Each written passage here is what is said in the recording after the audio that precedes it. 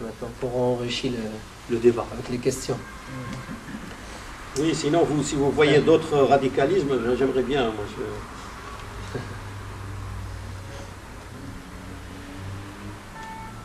Il y a le plus grand radicalisme qui a toujours existé, c'est les gens qui font rien, qui apprennent rien, ils sont là, ils sont pas là. Oui, ça c'est... Ça, oui, c'est aussi c'est une forme de radicalisme. Ils s'en foutent de tout. Ouais. C'est de l'inconscience, ou c'est de la faiblesse, ou c'est laisser aller. C'est-à-dire le fait de penser en l'islam, ou un radicalisme, aussi un radicalisme individuel, une pratique individuelle. Je pense qu'à moi-même, une pratique individuelle. Alors qu'en islam, le fait de pratiquer avec le groupe est beaucoup plus valorisant, il y a beaucoup plus de récompenses quand on pratique avec le groupe que individuellement. Quand on fait la prière du groupe, c'est beaucoup plus valorisant que la prière individuelle, que les obligations, il y a des obligations individuelles, des obligations collectives. Kifa'i ou l'Aini. Kifa'i, il y a beaucoup plus de récompenses. Donc l'islam a toujours favorisé la pratique collective, pas la pratique individuelle. Et ça, c'est une maladie du siècle, comme dit René Guénon. La crise du monde moderne. Dans son livre, La crise du monde moderne, la crise, c'est l'individualisme. Donc nous, on est musulmans, on est en Europe, on aimerait bien, on est content quand quelqu'un vient se convertir à l'islam. C'est-à-dire, il y a une influence musulmane, mais aussi, nous aussi, on est influencés. On n'est pas des robots, on est des êtres humains. On influence, on est aussi influencés. Donc des fois, on était aussi touchés par des idées qui sont un peu... L'individualisme est touché, et aussi une maladie qu'a pu toucher les musulmans aujourd'hui. Ils pensent qu'à lui-même. C'est-à-dire, par exemple, on a deux fatawas. Je regarde la majorité des musulmans, qu'est-ce qu'ils pratiquent? Même si je suis convaincu que celle-là est beaucoup plus mieux par rapport à moi, mais la majorité pratique ceci, classe, je vais vers la majorité. Parce qu'en allant vers la majorité, j'ai beaucoup plus de récompenses. La pratique en groupe, c'est beaucoup plus de récompenses que... Même si je suis convaincu. Il y a eu par exemple un grand imam malikite, Mazari, un Tunisien. Mazari, sa place dans l'école malikite est gardée par 4 grands imams. Toute l'école, 4 grands imams. Les piliers, ce qu'on appelle les piliers de l'école. Le Mazari fait partie des 4. C'est un génie. Lui, les Malikites, il n'y a pas Bismillah ar-Rahman ar-Rahim dans la Fatiha. Ça n'existe pas. C'est-à-dire, Bismillah ar-Rahman ar-Rahim n'est pas un verset coranique dans la Fatiha. Donc, mais pour les Shafi'ites, Bismillah ar-Rahman ar-Rahim est un verset coranique. C'est-à-dire, aujourd'hui, là, la réflexion ou la divergence, elle est sur le Coran. C'est-à-dire la référence la plus grande qu'on a en islam, le Coran. Et la divergence, elle est sur la question coranique.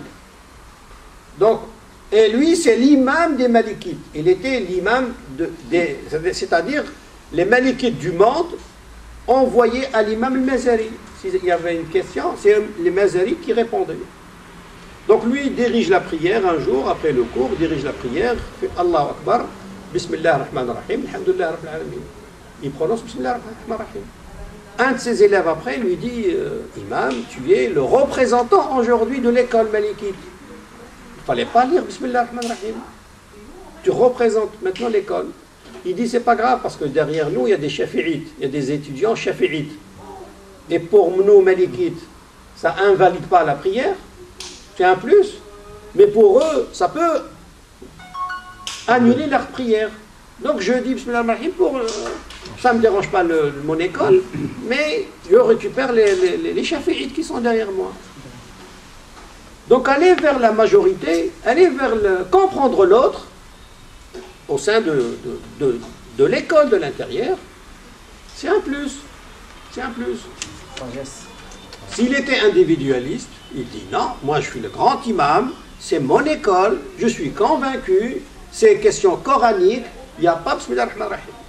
Tu fais la prière, tu ne fais pas, c'était une question individuelle. Donc il n'y avait pas l'individualisme. Le prophète lui-même, la bataille de Uhud, voulait rester à Médine. La sunna, l'avis du prophète, je reste à Médine, je ne sors pas. L'avis des compagnons voulait sortir à Uhud. Il a validé, il dit, pas grave. Juste intervenir sur un sujet, soi-disant, surtout pour les jeunes actuellement. Il y en a certains qui disent qu'il ne faut pas écouter Cheikh, il ne faut pas écouter Cheikh. Et c'est préconisent eux, leur chiour, comme quoi c'est des chiours, c'est des ulama. Et si on prend l'exemple du hadith, pour prendre un hadith sahih, c'est an.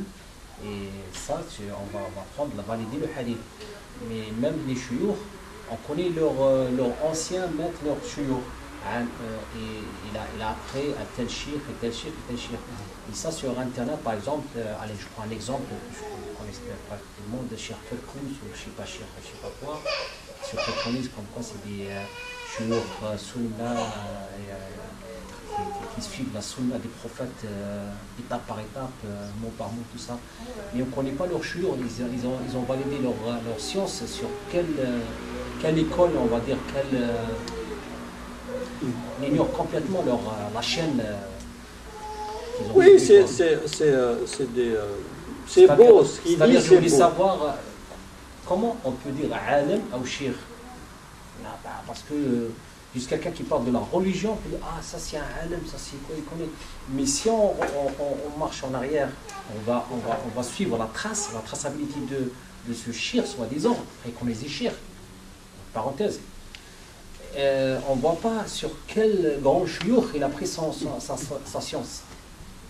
Ou bien sur quelle école, combien de temps. C'est ça le plus important. Le plus important pour moi, c'est l'école, la méthodologie de recherche. Parce que l'école littéraliste aujourd'hui, elle existe. Dahiriya Judud, comme dit le Qaradawi.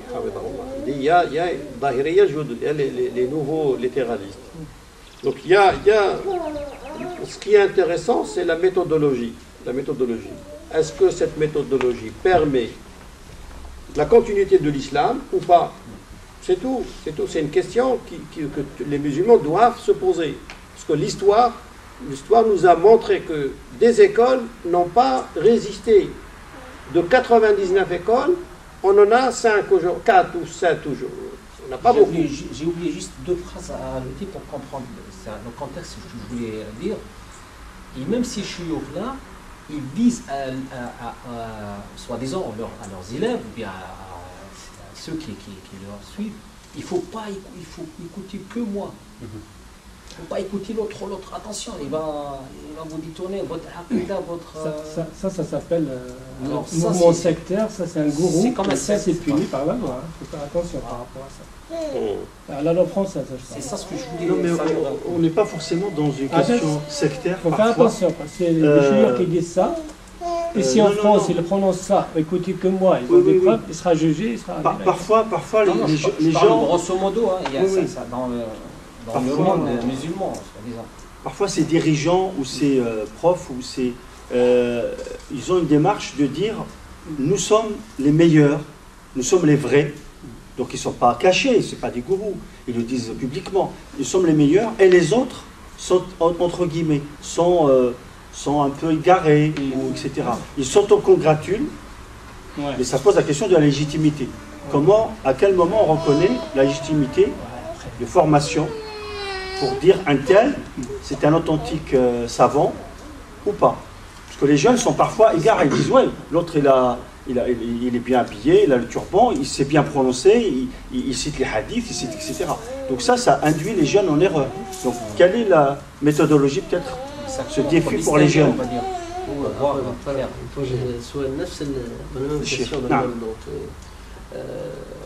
Et aussi pour les jeunes, نطلب من الشيخ, on demande au cheikh pour qu'il définisse précisément plus le tarif al-alam, la définition de l'alam. À travers de quel point qu'on peut connaître, on peut considérer tel homme, tel savant. ما هو تعريف العالم الاصطلاحي؟ هذا ممكن ça peut nous éclaircir c'est quoi la définition exacte, précise d'un savant, un référent. Chatibi rahimahullah, quand il a parlé des 5 finalités de l'islam, parmi les 5 finalités, dans cet ordre, la première, c'est la préservation de l'humain. L'islam, les textes sont venus pour préserver l'humain, en général l'humain. Deuxième, la préservation de la raison.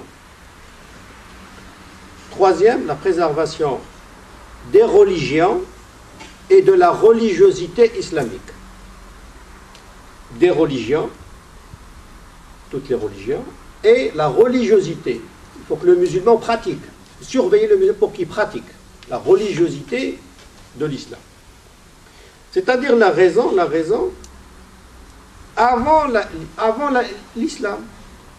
Préservation de l'humain, première, préserver l'humain, parce que c'est l'humain qui va pratiquer. Il n'y a pas l'humain, il n'y a pas la pratique. Donc préserver l'humain. L'humain, comment il va valider cette religion? La valider par la raison. Toujours. Toujours, l'humain va valider par la raison. Il se convertit, c'est par la raison.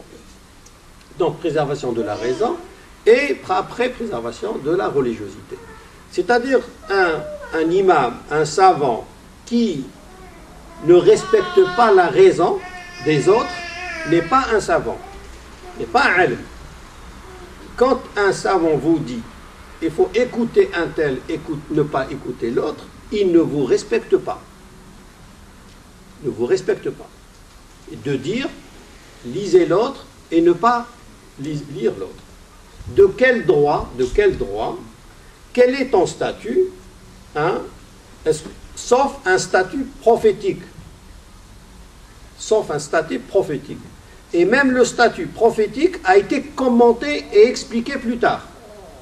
Parce que le prophète a interdit à Omar de lire la Bible.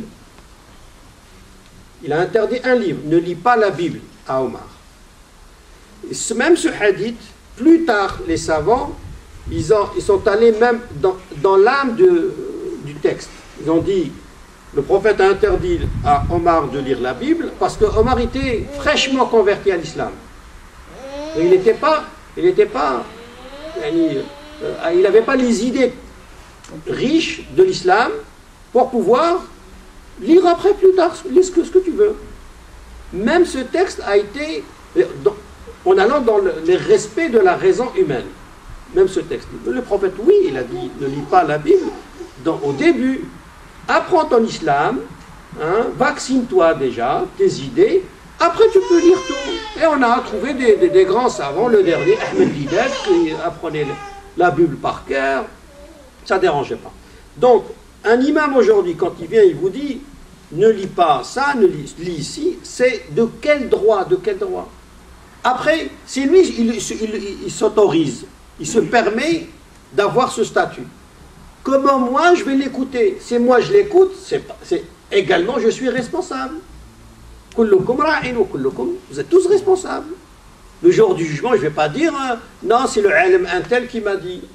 Comme dit le hadith, le prophète, il dit, il envoie une délégation, il dit un tel, un médinois, un tel, votre guide. Vous l'écoutez. Tout ce qu'il dit, vous l'écoutez. Donc il part dans un endroit, ils l'ont énervé, il dit ramassez du bois, faites du feu, rentrez dedans. Vous a pas dit le prophète, il a argumenté par un hadith. Il dit le prophète vous a pas dit écoutez votre guide. Ils disent oui, le prophète nous a dit, il y a un hadith sahih, on a écouté ensemble. Il dit alors rentrez dedans. Donc même son argumentation par rapport à un hadith. Donc il disait vrai en plus. Il dit non, nous on s'est sauvés de l'enfer, pas pour tomber dedans. Le prophète après, qu'est-ce qu'il a dit? S'ils l'ont obéi, ils seront restés en enfer jusqu'au jour du jugement. Ne dis pas vous écoutez, vous obéissez quand c'est raisonnable, quand c'est logique, quand c'est correct. Pas, c'est-à-dire lui, moi, je n'ai pas le droit de vous dire lisez ceci, lisez cela, lisez tout. Mais aussi vous n'avez pas le droit, religieusement parlant, parce que Dieu vous a respecté. Tout à chacun a un propre respect d'Allah subhanahu wa ta'ala. Vous a respecté, ne vous dites pas, je lis ce... C'est à moi, et ma recherche. Moi, qu'est-ce que, Wallah al-Adim, qu'est-ce que, je ne vais pas citer des noms, parce que des grands savants qui m'ont privé de livres extraordinaires. J'ai découvert ça, après je dis, c'est malheureux. Wallah, c'est malheureux ils m'ont privé pas des beautés, par exemple. Ça existe vraiment qu'ils disent ne lisez pas tel. Oui. Ah oui. Ah oui. Personne n'est parfait. J'ai entendu pour Ibn al-Arabi une fois, je ne sais pas pourquoi, mais je ne savais pas que c'est comme. Ils interdisent à lire un livre. Moi, oui, les livres de Qaradawi, par exemple, certains disent non, il ne faut pas lire Qaradawi. Il y en a qui mais disent. ça, c'est politique plutôt. Ouais, Voilà, c'est pour deux raisons. Il peut avoir. Donc, ça, c'est pas un ilm. C'est pas religion. C'est pas un ilm. Donc, ça, c'est pas un ilm. Le ilm, c'est pas parce qu'il. Le ilm, c'est pas celui qui a la connaissance. Il peut avoir de la connaissance. Shaitan, il a de la connaissance. Le ilm, c'est pas celui qui a de la connaissance. Le ilm, c'est celui qui respecte sa connaissance. Qui la respecte. Qui respecte son territoire. Tu es un ilm, reste dans ton domaine de ilm. Pendant Ramadan, on reçoit dans WhatsApp, on reçoit des messages par-ci, par-là. Un message que j'ai reçu, Ibn al-Qayyim, rahimahullah, vous encourage et les bienfaits de la pastèque. Moi, je ne connais pas Ibn al-Qayyim nutritionniste. Moi, aujourd'hui, je ne vais pas voir Ibn al-Qayyim dans ce domaine. Je vais voir un nutritionniste. Quels sont les bienfaits du pastèque?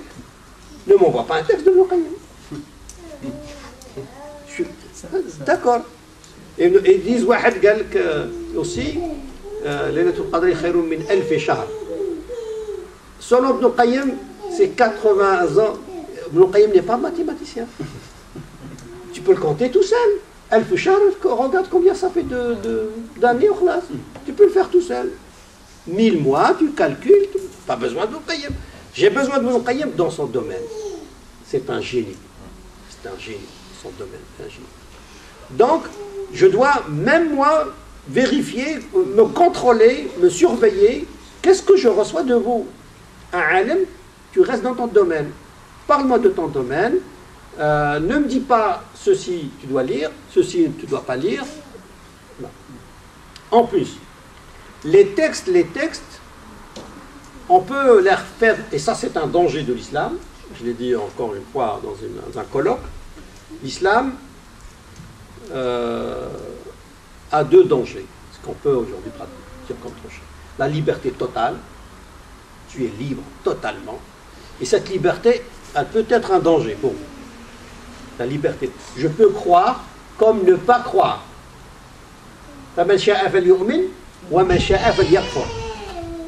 Le Coran dit. Donc c'est une liberté totale. Tu crois ou tu ne crois pas. Mais c'est dangereux si je ne crois pas. C'est vrai, dangereux. La liberté totale en islam, c'est un danger au final si je gère mal cette liberté. Deuxième danger, c'est que les textes coraniques, je peux leur faire dire ce que je veux. Et ça, c'est un danger. Daesh, c'est à travers le hadith que j'ai cité, le compagnon, à travers le texte. Il n'y a pas, chauffe. Il n'y a pas, parce que la conscience musulmane respecte les textes. C'est-à-dire, même si tu veux trahir les musulmans, c'est à travers les textes. Tu ne peux pas aller au-delà. Ça n'existe pas. C'est pour ça qu'il y a eu des fabrications de hadith. Parce que cette communauté est sensible au hadith. Si je veux la trahir, c'est à travers le hadith. Donc je peux, et ça c'est un danger aussi, donc je peux faire dire les textes ce que je veux. Et de là, toutes les tendances, à partir de l'Khawarij, les premiers, les Mu'tazilites, tous les tordus de l'histoire musulmane, se sont basés sur les textes. Pas tous les Mu'tazilites. Hein. Voilà, pas tous les Mu'tazilites. C'est le mabda. Ah, ouais. Est-ce qu'il n'y a pas un danger dans la... Donc c'est normal, pardon. Ouais, Le alim d'aujourd'hui, le savant d'aujourd'hui, il ne peut pas sortir des textes. Il ne peut pas sortir des textes. Donc il peut toujours manipuler le texte, mais rester dans le texte. Donc c'est dangereux. C'est dangereux quand une personne qui vient me parler à travers des textes et me dire des mensonges ou me dire des... Franchement, j'ai appris des choses que j'ai jamais eu l'occasion de l'apprendre. Juste une petite comparaison par rapport à tout cela. Vous avez dit que Omar ibn Khattab, الرسول صلى الله عليه وسلم قال له لا تقراش il ne faut pas lire la Bible. Il y a des gens qui prennent le hadith comme ça, ils savent même pas quand est-ce, pourquoi il a dit sur Allah, Rasul sallallahu alayhi wa sallam, il a sorti ce hadith, pourquoi il a dit sur quelles circonstances, et il le pose, allez hop, et il le met marcher allez, pour tout le monde. Et c'est pas la raison, la cause, le contexte, pourquoi, le contexte du hadith exact. Ouais. C'est ça ce que nous jeunes actuellement qui tombent sur la vérité du contexte du hadith. Ils le prennent comme ça. Comme j'ai dit tout à l'heure. Ça toujours, on revient à la méthodologie donc empruntée. Voilà. Toujours. Ouais. Al-manhaj. Quelle est la méthodologie pour comprendre un texte? Toujours. C'est pour ça que Shafi'i, il a pris conscience de ce phénomène. C'est grâce au Shafi'i que, 2e siècle, Shafi'i, il a vu que pourquoi Shafi'i qu'il écrit? Pourquoi pas Malik? Pourquoi pas Abu Hanifa? Pourquoi pas d'autres avant Shafi'i qui penchent à écrire la Risala? Le livre La Risala de Shafi'i, c'est le premier livre qui mentionne la méthodologie de recherche. Comment rechercher, comment lire un texte sacré. Le Coran, la Sunna, c'est des textes sacrés. Comment donc les lire? Quelle est la méthodologie? Shafi'i, il a eu besoin, à son époque, il a eu besoin d'écrire la Risala. Il l'a écrit. D'ailleurs, avant, pourquoi il n'y a pas des écrits? Parce que les gens se respectaient mutuellement. Les gens, les musulmans normaux, savaient à qui s'adresser. Donc, le savant lui-même se respectait. Il dit, moi, je suis spécialiste du hadith. Moi, je vous raconte, je vous dis des hadiths, mais pas de réponse, je n'ai pas la méthodologie. Donc, les savants se respectaient, les gens savaient les spécialistes, donc ils allaient directement voir les spécialistes. Même à l'époque des compagnons, comme dit Ibn Salah, dans le Mufti ou le Mustafi. Il dit, pourquoi les compagnons, ils n'ont pas écrit? Parce qu'il y avait quelques-uns connus. Le monde, il n'y avait pas besoin. Tu connais un tel, tu vas le voir, il te donne la réponse, classe. Mais à l'époque de Shafi'i, 2e siècle, pratiquement tout le monde parlait de l'islam. Tout le monde donnait des réponses, tout le monde... Donc, Shafi'i, il a eu besoin il a détecté qu'il n'y a pas de méthodologie. Ça ne se respecte plus. Donc, il a fallu écrire la Risala, la méthodologie, pour lire un texte sacré. Et de là, aujourd'hui, cette méthodologie, aujourd'hui, par rapport aux des écoles d'un savant qui emprunte une telle ou telle méthodologie, sa réponse est beaucoup plus intelligente et beaucoup plus. Elle prend en considération le hadith, par exemple, si on prend un hadith, le hadith, quand est-ce qu'il l'a dit le prophète, comment, quelle finalité du hadith. Le hadith, la sunna est intelligente, la sunna contient une intelligence. Donc, est-ce qu'il est préférable de pratiquer le texte ou l'âme du texte? C'est l'âme du texte qui est voulue, pas le texte en soi. Donc, ce qu'il a développé Chatibi, à partir des anciens, c'est que les textes contiennent une âme, une finalité. Les textes ils sont intelligents. Donc, comprendre l'intelligence du texte, c'est comprendre la pratique et perpétuer cet islam qui peut toujours répondre à des questionnements et vivre longtemps.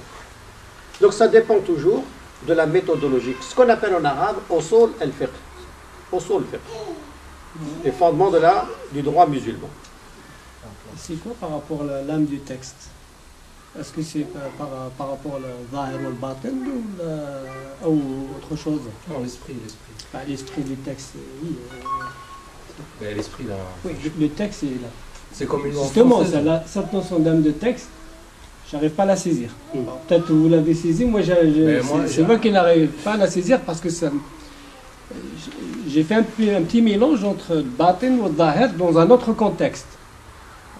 Batin al-nas ou zahir al-nas.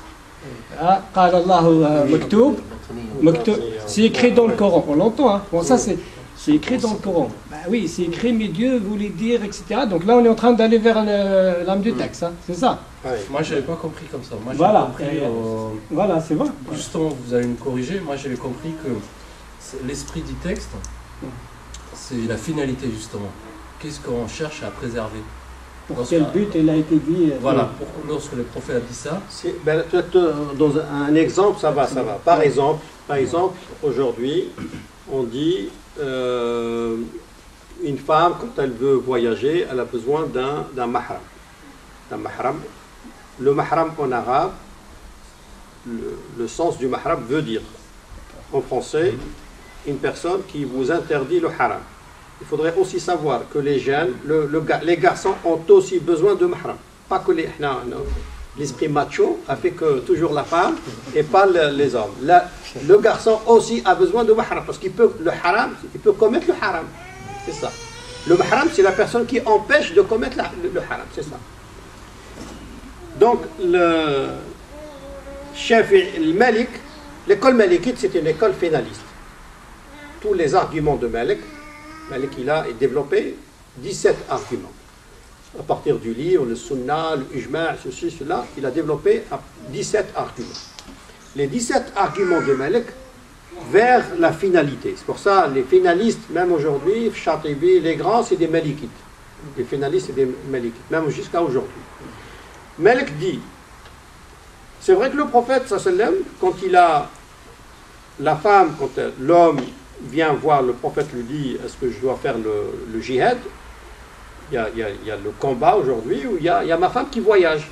Le prophète lui dit, accompagne ta femme, pour qu'elle soit accompagnée par toi, soit le mahram. Donc le texte parle d'une femme et son mari. Après, son père, son kada. Oui, une présence pour empêcher le haram. Malik dit, donc le texte parle de son mari. Dans le texte, il y a le mari. Donc, ça c'est la lettre du texte, littéraliste. Ou son frère, ou son mari. Mais, Malik, il va au-delà du texte. Il dit, pourquoi donc le mari? Parce que le mari va lui empêcher, elle l'empêche, puis lui il l'empêche de commettre le haram.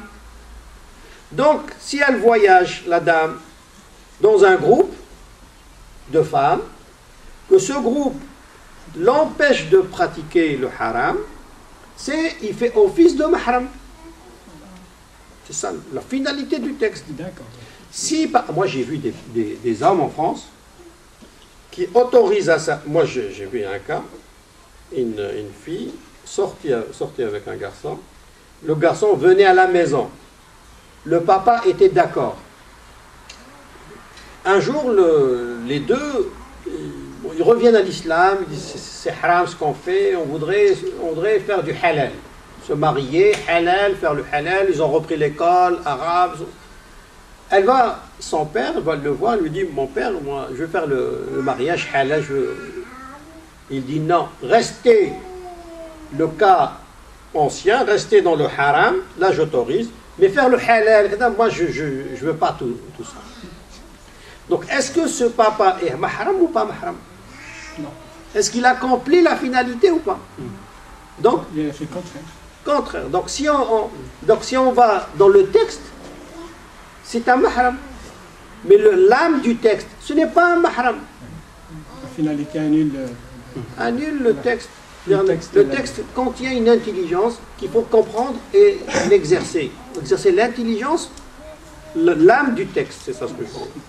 Par contre, l'âme de texte, à ce moment-là, il faudrait quand même une méthodologie. Il faudrait une Parce qu'il y a méthodologie, il plusieurs faudrait une madhahib, spécialité après, une spécialité, voilà. et de là, Et de ce qui amène les jeunes aussi, il n'y a pas que les jeunes, la plupart des musulmans ici, ils n'ont pas le temps, ils n'ont pas le temps tous de lire le Coran, de comprendre, pas que le Oui. Coran, lire un peu autour de tout ça, lire un peu ils n'ont pas cette aptitude d'arriver à l'âme du texte, donc ils demandent à quelqu'un. Est-ce que ça c'est halal, est-ce que ça c'est haram, est-ce que c'est combien, est-ce que c'est... Beaucoup de questions. Beaucoup de questions qui reviennent tous les jours, souvent. Et il y en a beaucoup qui vont, vu qu'il y a des réseaux sociaux, il y a Internet, fatwa, etc. Moi j'en ai vu, j'aurais dû les prendre des copies d'écran pour plus tard. Bon. Ils demandaient des fatwas en Arabie Saoudite pour un cheikh. Voilà. Ils demandaient à un cheikh en Arabie Saoudite, est-ce que la prime de Noël halal, par exemple. Ils ne travaillent pas. C'est un exemple comme ça. Donc après, comme ils ont posé la question, j'étais un peu curieux, je voulais savoir la réponse, ça serait quoi. Bon, ces gens, avec les réseaux sociaux, ils demandent des chouilleurs. Est-ce que, par rapport à ces fatwas, c'est quoi une fatwa? Est-ce que cette fatwa, elle peut durer dans le temps? Elle est illimitée? Ou elle est limitée par le temps? Est-ce qu'elle est limitée par le contexte, par l'espace? Ça veut dire en Arabie Saoudite, oui, parce qu'il fait chaud, parce qu'il y a des chameaux. Ici, on ne connaît pas le chameau. oui, Voilà, par exemple, etc. Hein.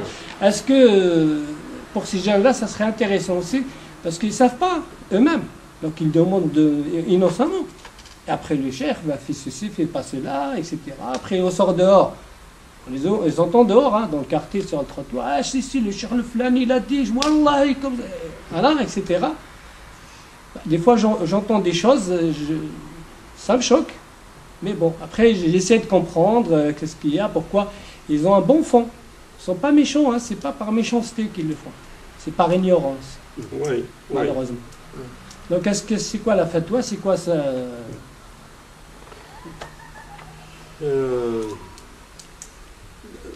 Moi, je ne veux pas retirer la responsabilité des jeunes. Les jeunes, ils sont responsables. Quel que soit X, ils sont responsables. Pourquoi? Parce que en Arabie Saoudite, si on prend cet exemple, l'Arabie Saoudite ne reçoit plus la révélation. C'est fini la révélation, c'est-à-dire un savant, il peut être n'importe où. Le savant aujourd'hui, un peu partout. Il peut être en France. En France, s'il a suivi la méthodologie, s'il a lu, il a appris, il devient savant. L'Arabie Saoudite n'a pas une particularité spécifique que dire ce savant parce qu'il est en Arabie Saoudite. Ça touche, au contraire, ça touche le dogme d'un musulman. Ça touche le dogme d'un musulman.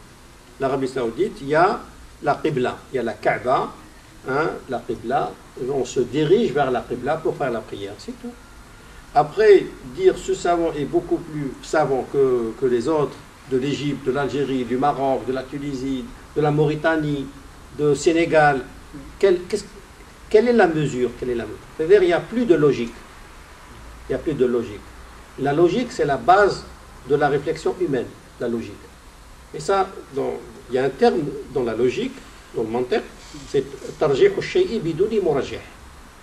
Tarjih al-shay'i biduni murajjih. Comme ça, c'est-à-dire la prévalence d'une chose sans une intervention quelconque. Dans la logique humaine, sans faire des études, la logique c'est quoi? La logique c'est que, sans faire des études, les gens avant Platon, il y avait de la logique, les gens étaient logiques. Parce que c'est humain. C'est inné. C'est inné.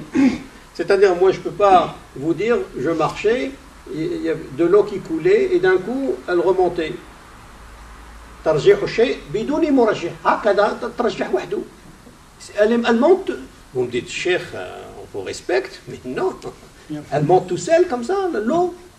Donc j'ai dit non, il y avait un moteur qui poussait l'eau, ah là c'est bon. Tarjih al-shay bimurajjih. Non, oui, ça c'est bon. Donc la prévalence d'une chose sans intervention. C'est-à-dire la prévalence de ce savant que par rapport à celui-là, sans avoir une quelconque moteur. Voilà. Rien. Sur quelle base? Sur quelle base? Donc à un certain moment, on a perdu même la logique innée. Il faut aller plus bas pour remonter ces jeunes. De quel droit? Parce qu'il est né en Arabie Saoudite, qu'il est forcément alim. Moi, vous voyez, il n'y a pas de logique, il n'y a pas de logique. Après, ce qu'on a aujourd'hui comme ulama, chaque alim a une école, dépend d'une école. Son école n'est pas le Coran et la Sunna. Parce que le Coran et la Sunna, il faut leur faire dire des choses. Il faut les comprendre. C'est le Coran et la Sunna, il faut le comprendre. Comment on comprend? Avec quel outil on comprend le texte? Avec la raison. La raison, c'est elle qui va essayer de lire le texte sacré. Donc la raison, elle est humaine ou elle est divine? Elle est humaine, donc elle est faible. Elle peut manquer. C'est un humain qui est en train de lire un texte. Donc il ne peut pas dire cette réponse que j'ai, c'est la vérité vraie. C'est toute la vérité. Il ne le dit pas, mais oui, il ne le dit pas. Parce qu'il a peur. Il ne peut pas le dire parce que c'est une réflexion. Et la réflexion, elle est humaine. Et l'humain, il a vécu, il a un roman. L'être humain, il a un roman. Il a vécu des déceptions, il a vécu des événements. Tout ça, ça influence son jugement. Il y a un très beau livre en arabe, Ishkaliyat al-Tahayyuz. Ishkaliyat al-Tahayyuz. Mohamed Msiri. Mohamed Abdouhab Msiri. Ishkaliyat al-Tahayyuz. C'est-à-dire la personne, elle ne peut pas être impartiale à 100%. Ça n'existe pas. L'impartialité totale, ça n'existe pas. Sauf pour un prophète. Tahayyuz. Tu peux pas. Tu es à la maison, hein, en train de manger, tu allumes la télé, il y a un match, Ouagadougou, avec le zombie. Mais toi, tu connais ni un, ni l'un, ni l'autre. Toi, tu n'es ni Ouagadougou, ni rien. Tu regardes. 10 minutes après, tu penches. Tu prends une équipe. Tu ne peux pas rester neutre. Tu ne peux pas, ça n'existe pas. Un être humain, il ne peut pas rester neutre. Tu prends une équipe, tu choisis. Il peut l'être en faisant abstraction. Le savant, c'est pareil. Il a des sentiments, c'est pour ça aujourd'hui, dans les recherches islamiques, quand il y a un manuscrit qui vont pour éditer, obligatoirement de citer l'époque du personnage. Obligatoirement.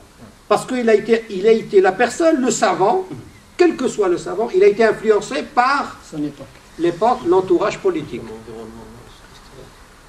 Et c'est normal, on n'a pas traité des sujets hors champ. Il y a un champ de réflexion, on ne peut pas aller au-delà du champ, de notre champ. On est influencé parce qu'on a parlé de terrorisme, parce que c'est l'époque. Donc on ne peut pas aller, un savant, quel que soit le savant, il ne peut pas aller au-delà de son champ intellectuel. Donc le champ intellectuel de Chatibi, de Ibn Taymiyyah, de Ibn Hajar, est-ce qu'il est le même que le nôtre? Il est beaucoup plus large. Et il a grandi, le champ, donc il peut pas, le savant, quel que soit, c'est pour ça qu'il faut qu'il reste modeste. C'est pour ça qu'il faut rester modeste. C'est pour ça d'ailleurs, là, pendant Ramadan, on a lu le Coran, ou on a écouté le Coran. Le Coran a commencé par le Fatiha, après le Baqara, et on rentre. À l'intérieur, les histoires, les recommandations, à la fin, le Mu'awwidatayn. Les deux sourates, les deux dernières sourates, salvatrices. Mu'awwidatayn, qul a'udhu bi rabbi an-nas. An-nas, vous faites partie du nas ou pas? Donc vous avez vous faites partie de ces gens. La dernière sourate, c'est les gens, le nas. Le nas et les méfaits des gens. Vous faites partie des gens. Vous avez donc, les méfaits, ce que vous avez lu, tout le Coran, ce que vous avez fait, l'impartialité, le fait d'associer une divinité avec tous ces méfaits. Donc, à la fin, vous dites, je me protège, je demande la protection d'Allah de tous ces méfaits que j'ai lus. Et moi compris, je peux tomber dans les méfaits aussi. Donc le savant, il le lit, la sourate. Il fait partie de ces gens-là. Donc il est un savant, il a sa capacité, il a son domaine, mais il est limité par sa méthodologie et par son influence. Donc c'est à nous aujourd'hui une fatwa. Une fatwa, c'est temporaire. Premièrement, fatwa a été développée par Ibn Qayyim, rahimahullah, I'lam al-Muwaqqi'in. La fatwa limitée, la fatwa ne peut pas dépasser. Il le sait déjà. D'ailleurs, le savant, il doit le savoir. Il doit le savoir que une question de l'extérieur, il n'a pas à répondre. Normalement, il le sait. Moi, je suis d'origine originaire de l'Algérie. On reçoit de l'Algérie des questions, je ne réponds pas. Je ne connais plus maintenant comment ça se passe. Je connais pas. Sauf quand je descends, des questions sur le wudu, des questions. Non, ça c'est partout. Tu réponds. Selon l'école malikite en plus, je ne vais pas au-delà. C'est des malikites, je réponds malikite. Mais le Qurtubi dit, questionné dans ce verset, mais fi baladikum. Pas fi baladikum, dans votre pays. Questionnez les gens de votre pays.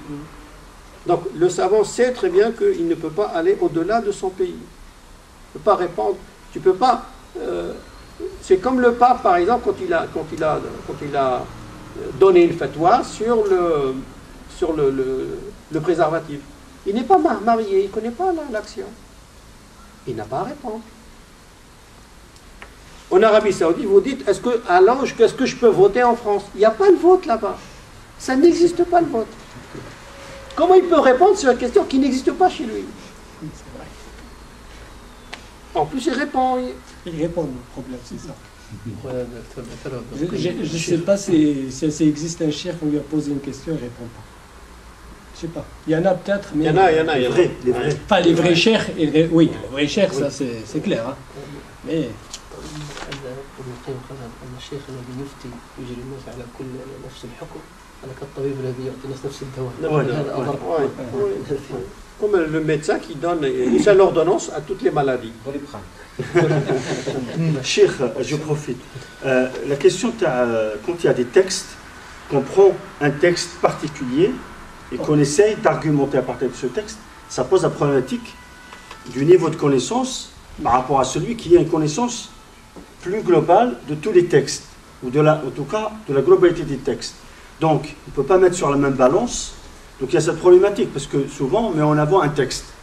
Voilà, Dalil, la preuve, ben, j'ai un texte authentique, etc. Mais sauf que ce texte est pris séparément des autres textes qui, en principe, il y a un enjeu. Peut-être qu'il y a une question par rapport à cette méconnaissance, ou je ne sais pas, cette... Aussi.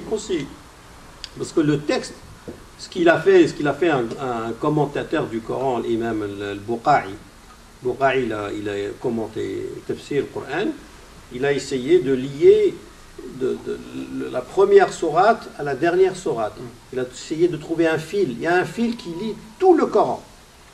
D'ailleurs, Ibn Qayyim dit les 113 sourates, ils sont contenus dans la Fatiha. La Fatiha, 114 sourates, la Fatiha contient tous les 113 sourates. Ibn Qayyim l'a dit, Saïd Hawa l'a réalisé. Un contemporain, Saïd Hawa, l'Assas fait le tafsir, à partir de Fatiha. Il a tout commenté, le Coran, à partir de Fatiha. C'est-à-dire, le tout revient à Fatiha. C'est-à-dire, on ne peut pas détacher un verset, le couper de son corps, qui est le tout, le couper et essayer d'argumenter par rapport. Et ça, c'est une réaction humaine. C'est-à-dire, quand Manuel Valls, par exemple, détache la laïcité d'un contexte et l'applique autrement, détacher un bout sur... C'est également une réaction de Daesh, c'est également, il le dit, une méthodologie terroriste. Il y a une méthodologie, c'est pas comme ça. Ouais. Donc aussi, il y a des personnes qui détachent, qui coupent un morceau du Coran ou un morceau de hadith de son contexte, de son tout. Il y a un tout. Parce que Ibn Taymiyyah, il a parlé de ça, il a écrit un livre sur Dar al-Ta'arud. Il n'y a pas de contradiction dans ni la raison pure et le texte authentique. Et tous les textes. Ibn Kathir dit qu'il n'y a pas de contradiction entre les textes eux-mêmes. Pour ça, Tafsir Ibn Kathir, c'est comment? C'est entre texte et texte. Il n'y a pas de contradiction. Ce qu'on a développé plus tard, c'est Baqir al-Sadr, un chiite qui a été tué par Saddam. Baqir al-Sadr a développé le Tafsir al-Mawdou'i. Le commentaire du Coran, le sens complet, un sens d'une sourate. La sourate contient, par exemple, prenez n'importe quelle sourate, contient plusieurs récits. Et des fois, vous dites qu'il n'y a pas de lien, il y a plusieurs récits, il n'y a pas de lien. Donc, Baqir Sadr trouve le lien entre tous les récits dans le Kahf, par exemple. Prenez le Kahf, on a commenté ici une fois le Kahf. Il y a un fil qui gère tous les événements, tous les récits. Et ça, c'est le Ghazali, le contemporain, il dit ça, c'est compliqué. Il dit, j'ai entamé une expérience. Il a un livre, Tafsir al-Mawdou'i al-Qur'an. Il dit, dans le Muqaddimah, l'introduction, il dit, à un certain moment, je voulais arrêter, parce que c'est tellement compliqué de vouloir lier le sens général d'une sourate. Il dit, c'est pas facile. Donc, c'est pas facile parce que ça demande forcément une culture générale. Culture générale. À un certain moment, les musulmans, ils ont coupé avec la culture générale, en précisant la philosophie. La philosophie haram, khlas, donc ça, ils ont coupé la philosophie. C'est quoi? C'est la culture générale. Ils ont coupé avec la culture générale. Aujourd'hui, les meilleurs grands savants, c'est les savants cultivés, qui parlent de tout, qui lisent tout, qui lisent les grands savants aujourd'hui. Parce que le Coran parle de tout. Parce que le Coran parle de tout. Et la spiritualité, dans le sens... spiritualité, c'est large. C'est tout, le Coran contient... Tout, voilà. Ouais. Mais je vais la limiter un peu dans le domaine, on l'utilise par exemple par opposition la jurisprudence. C'est un peu, des fois, certains, j'entends, certains amis, etc., quand on parle un peu, et ils disent il y a trop de jurisprudence. On est trop dans halal, haram, comment, à gauche, à droite. Ça m'enlève. Il est gêné dans sa spiritualité, mais j'arrive pas. Donc je pense trop à comment vous détacher un peu de ce monde. Ça fait partie de ce monde, ça. Et cette spiritualité, elle est un peu, elle n'est pas visible, elle n'est pas bien exploitée, ou c'est pas facile d'expliquer non plus. Hein. Mais elle est absente, un peu absente. Ça, c'est un ressenti que moi-même un petit peu, mais bon, j'arrive quand même par mes moyens. Hein, j'essaie de lire à gauche, à droite, d'apprendre. D'avoir un peu, chacun le fait hein, d'entre nous, mais elle n'est pas bien visible, cette spiritualité. Quand on met plus l'accent sur la pratique. D'ailleurs, on dit musulmans pratiquants, moi, c'est pas un sport. Est-ce qu'il y a un musulman non pratiquant? Ça veut dire quoi? C'est quoi la pratique? Donc, c'est déjà dans le parler, dans l'inconscient des gens, c'est une pratique. Voilà, c'est un sport. Moi, je fais de l'aïkido, bah oui, hein, c'est vrai, j'aime bien. C'est vrai, il y a de la spiritualité, je me sens bien après. Mais c'est par rapport à ça. Est-ce que ce volume, cette spiritualité qui est présente en réalité, mais on n'en parle pas, on essaie de la masquer avec la jurisprudence, etc. Est-ce qu'il n'y a pas un moyen de faire favoriser un peu ça? Oui, tout ça, on a perdu, c'est normal, dans l'évolution de l'islam, l'évolution de la civilisation islamique. Tout ça a été. C'est tout à fait normal que la roue tourne, comme on dit, et puis on perd un peu notre présence civilisationnelle. C'est tout à fait normal. Mais aujourd'hui, ça revient. Tout ça, ça revient. Le fait d'avoir ce genre d'assises, le fait de voir ce genre de réflexion partout aujourd'hui avec les jeunes, c'est une sahwa, c'est un réveil aujourd'hui musulman qui est annoncé. Donc il faudrait juste qu'il soit mieux et bien dirigé. Ouais. C'est tout, par des savants. Mais alhamdoulilah, moi je pense que s'il y a un réveil, aujourd'hui. Revenez juste aux parents, nos grands-pères, aux parents, les anciens connaissaient Ramadan par exemple 2-3 jours après. Ils savaient que Ramadan est déjà arrivé. Nous aujourd'hui on connaît Ramadan, on connaît Ashura, on connaît War al-Waqfa, on connaît tout, on pratique lundi, le jeudi, les jeunes pratiquent. Donc il y a un réveil, un retour. Il faut juste que ce retour soit canalisé. Avec une bonne méthodologie, islamique toujours, mais complète, achevée. On a un certain moment détaché, comme dit Malik Ben Nabi aussi, la culture, un problème culturel, on a détaché la culture, tout était halal, haram, il n'y a pas de culture, alors que l'Andalousie c'est pas loin, c'est l'Espagne, l'Andalousie, il y avait de la culture, la musique andalouse, il y avait des savants qui autorisaient cette culture, la musique andalouse, le théâtre andalou, il y avait tout ça. Il y avait des grands savants qui assistaient. Ibn Rushd, Ibn Hazm, les grands. Donc comment ils ont validé tout ça? Aujourd'hui, c'est tout ça haram pour nous. Non, il y a de la culture. Le prophète également encourageait la culture, la langue arabe. Disait la taglibkum Quraysh fi hada al-yawm, le Jumu'ah. Les Qurayshites le nommaient le jour des Arabes, Yawm al-Uruba. Donc le prophète a combattu même culturellement le nom de la journée. Il dit, il faut les combattre, il ne faut pas insister sur le vendredi, al-Jumu'ah. Ça appelait là le Jumu'ah, mais ne pas l'appeler Yawm al-Uruba. Donc il a une trace également, le prophète, sur la culture. La culture. Donc il y a l'aspect culturel qui n'a rien à voir avec halal haram. Nous aujourd'hui, tout est halal ou haram. Culturellement, Ibn Taymiyyah il a parlé de ça. Il a dit il faut dissocier le culturel, la vie mondaine, de la vie spirituelle, pratique religieuse. L'Izz ibn Abd Salam l'a fait également. Shatibi dans un autre livre, I'tisami, il l'a fait aussi. C'est pareil. Ça n'a rien à voir. Shatibi, par exemple, il dit faites votre anniversaire, ça n'a rien à voir. C'est pas religieux, faites ce que vous voulez. Shatibi le dit, mais la réalité, c'est autre. Le problème, c'est. Oui, moi, je parle de la réalité, les chouïures et tout ça. La réalité, il y a une déconnexion, en fait. C'est comme si que maintenant, il faut avoir un doctorat pour comprendre l'islam. Vous comprenez ce que je veux dire? C'est-à-dire que. Non, pour parler de l'islam. Enfin, pour comprendre, je veux dire, comprendre dans le sens où je le pratique avec légèreté, j'ai pas la peur là, ce que c'est haram. Ça, c'est dans la rue. En fait, je parle des gens qui sont dans la rue, ils le ressentent. Et je le ressens dans leurs paroles, dans leurs gestes, comment faire. Il y en a des fois, ils disent des choses. Il y a beaucoup de choses qui sont fausses. Il y a beaucoup de choses qui sont déviées. C'est pas du tout comme ça.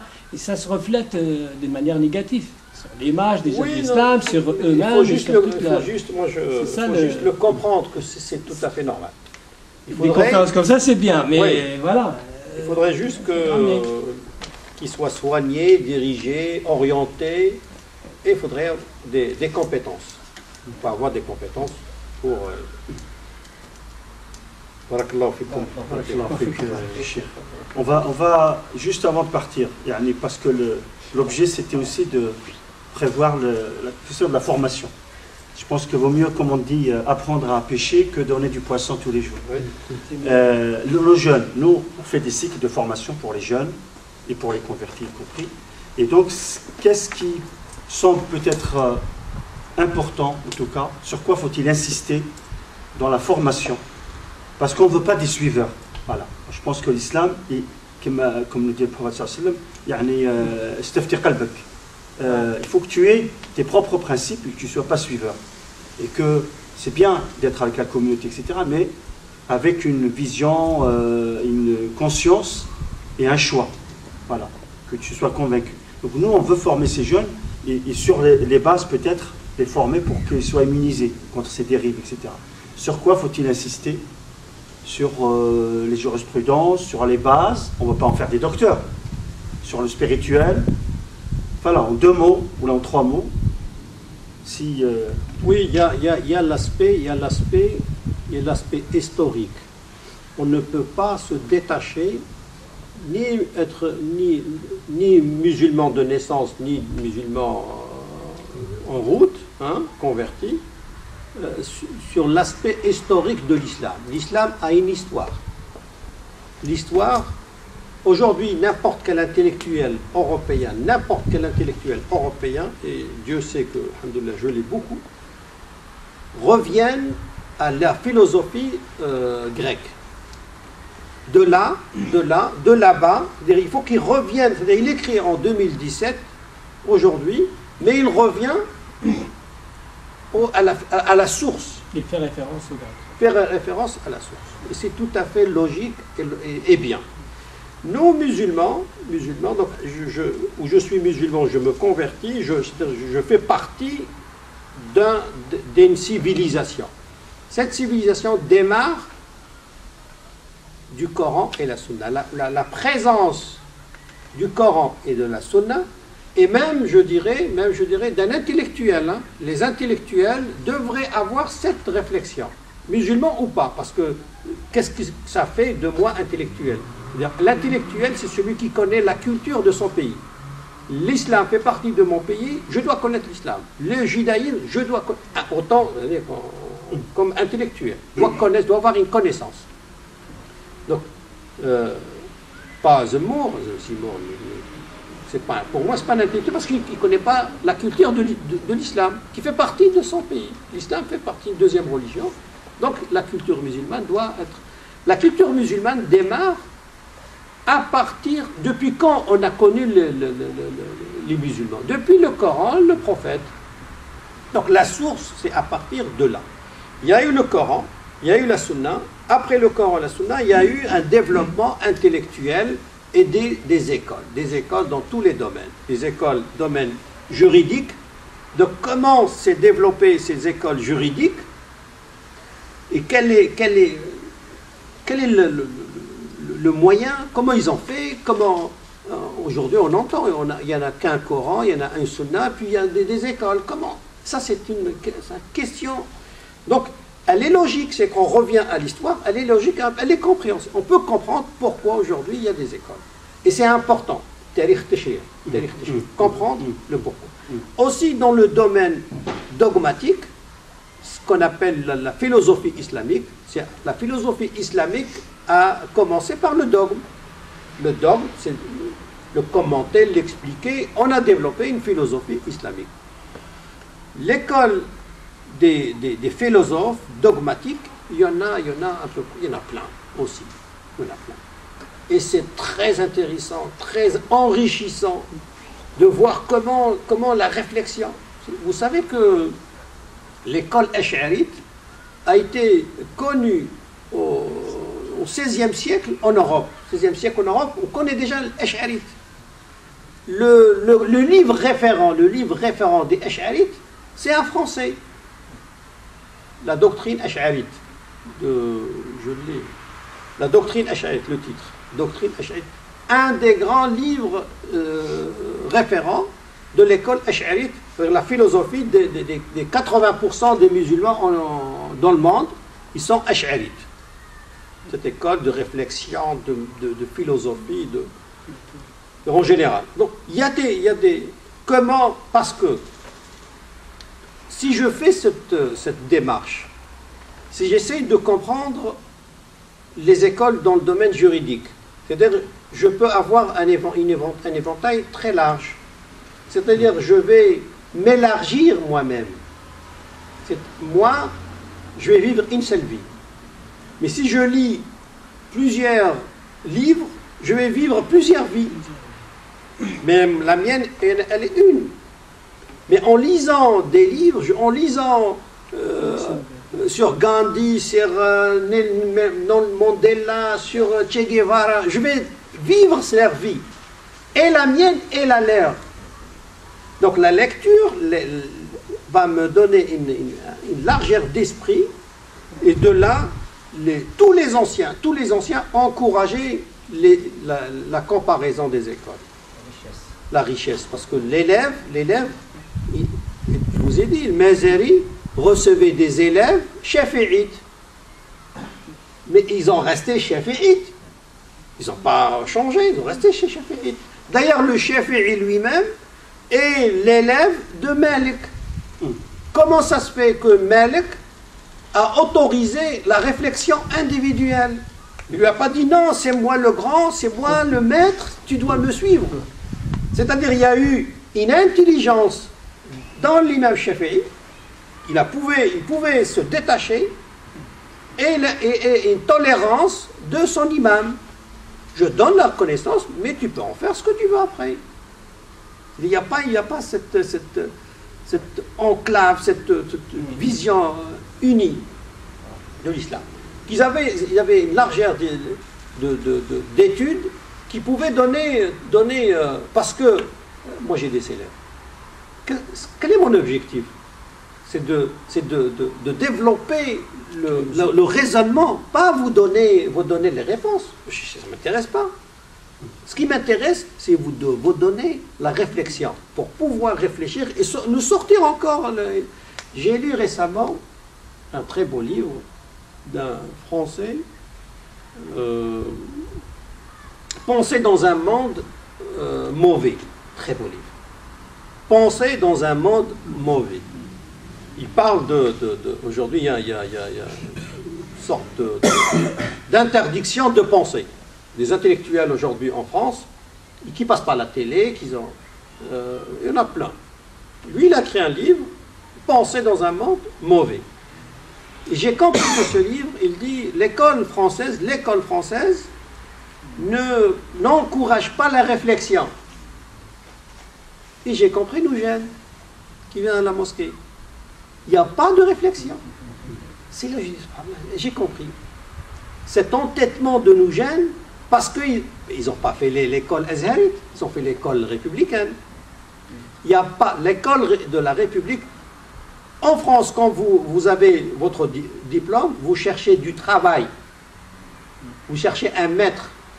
Aux États-Unis, vous cherchez à ouvrir une boîte. Vous êtes indépendant. Vous enseignez l'indépendance. Et vous cherchez à créer quelque chose aux États-Unis. En France, vous cherchez la boîte. Et le maître, vous rentrez chez un maître. Donc c'est normal qu'on ait des enfants qui cherchent un maître, cherchent un gourou.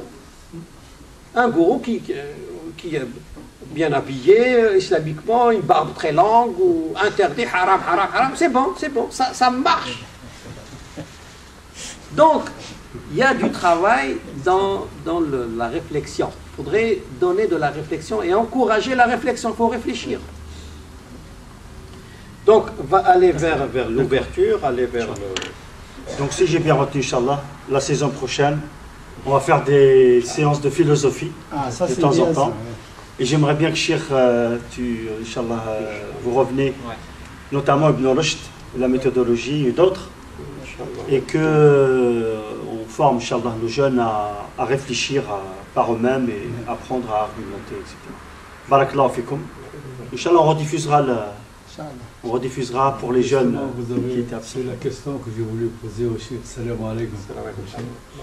والله يعني نكون مسؤولين اللي كانت تخصنا كل شهر مداخله هيك معنا. Inch'Allah. C'est un plaisir. Votre programme, vous voyez exactement le programme et vous contactez le frère Mokran. Inch'Allah. Inch'Allah. سنحرص عليه. سنحرص على الشباب بتاعنا راغب ياسر يحب يتعلم برشا اشياء ان شاء الله. Juste faut qu'on travaille la communication. Pour faire réussir ce. Inch'Allah. Franchement, je suis né musulman, j'ai appris pas mal de choses. J'ai un niveau bac plus, mais aujourd'hui, ce que j'ai appris, j'aurais jamais pu prendre. Barakallah. Voilà. Ouais, ouais. Franchement. Je parle aux jeunes convertis, tout ça. Franchement, il faut le suivre. Plus tard, il va nous apprendre lui quelque chose aussi. Hein. Alors, Il va apprendre des trucs bien. Jazakumullah khair. Salam alaikum. Franchement. Quelqu'un de tolérant, C'est éteint ça? Non. Il a été éteint ou non? Je sais pas. Depuis tout à l'heure,